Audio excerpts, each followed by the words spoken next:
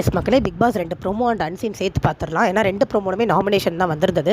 First ப்ரோமோவில் விக்ரம் திவ்யாவை nominate பண்ணுறாரு. கொஞ்சம் ஹார்ஷாக தான் பண்ணுறாரு. ஆனால் எனக்கு என்னமோ அது தப்பாக தெரியலைங்க. திவ்யா பிஆர் டீம் வந்து நேற்று நைட்லேருந்து எல்லா பக்கம் பயங்கர கதறல்ஸு திவ்யாவோட பிஆர் டீம் ஃபுல்லாகவே.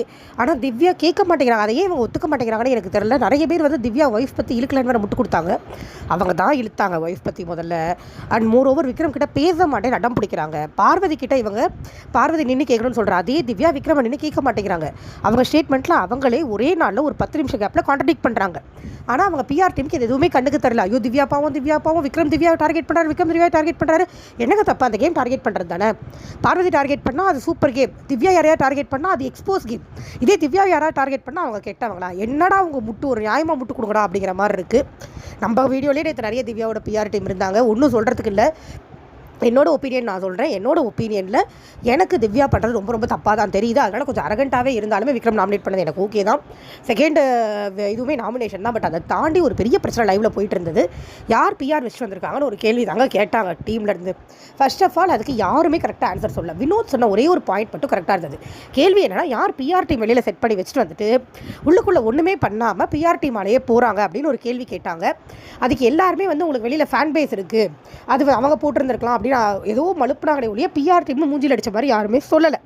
வினோத் மட்டும் திவ்யாவுக்கு அந்த பாயிண்ட்டை சூப்பராக சொன்னார். திவ்யா உள்ளே வந்து ஒன்றுமே பண்ணலை, ஜஸ்ட்டு கத்துறாங்க. அதுவும் அவங்க தான் பேசுகிறாங்க, நம்ம பேசுகிறது கேட்க மாட்டேங்கிறாங்க. ஸோ அவங்க வந்திருக்காங்கன்னா கண்டிப்பாக பிஆர் டீம் தான் காரணம் அப்படின்னு அதுதான் உண்மை. அப்புறம் சாண்ட்ரா வந்து போட்ட பாயிண்ட் நல்லா இருந்தது. கமருதனோட பிஆர் டீம் சபரியோட பிஆர் டீமில் என்னை அப்ரோச் பண்ணாங்க அப்படின்னு சொல்லி பப்ளிக்காக போட்டு கொடுத்துறாங்க. கமருதனுக்கு பிஆர் இருக்கிறது நம்மளுக்கு தெரியும். ஏன்னா கமருதன் வந்து 3வது வாரமே போயிருக்க வேண்டிய ஆள். பிஆர் டீம் தான் கண்டிப்பாக கமருதன் உள்ளே இருக்கார். ஆனால் பார்வதிக்கு பிஆர் டீம் இருக்குங்கிறது யாருமே கெஸ் பண்ணல. எனக்கு புரியவே இல்லை. ஏன்னா பார்வதியும் எப்பயோ போயிருக்க வேண்டிய ஆள். பிஆர் டீம்னால மட்டும்தான் உள்ளே உட்காந்துருக்காங்க. அதை வந்து யாராலையும் கெஸ் பண்ண முடியல பாவம். அதுக்கப்புறம் மறுபடியும் கமருதன் அந்த பேட் டச் விஷயத்தை இழுத்துட்டு வந்து மறுபடியும் பார்வதி போய் ஒரு விளக்கம் கொடுத்து ஒரு மாதிரி இது பெரிய சண்டையாக போய் முடிஞ்சிருச்சு.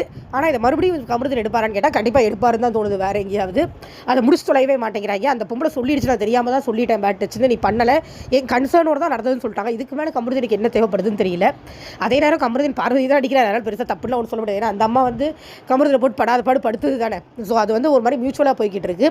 அதுக்கப்புறம் சுபிக்ஷா வந்து நான் மீனவ கம்யூனிட்டியில் வந்திருக்கேன்னு சொல்லும் போது வினோத் நடுவில் பூந்து நிறைய பேர் எங்கேருந்து வந்திருக்காங்க, அதையே சொல்லாதன்னு சொல்லி அது ஒரு கான்வர்சேஷன் போகுது.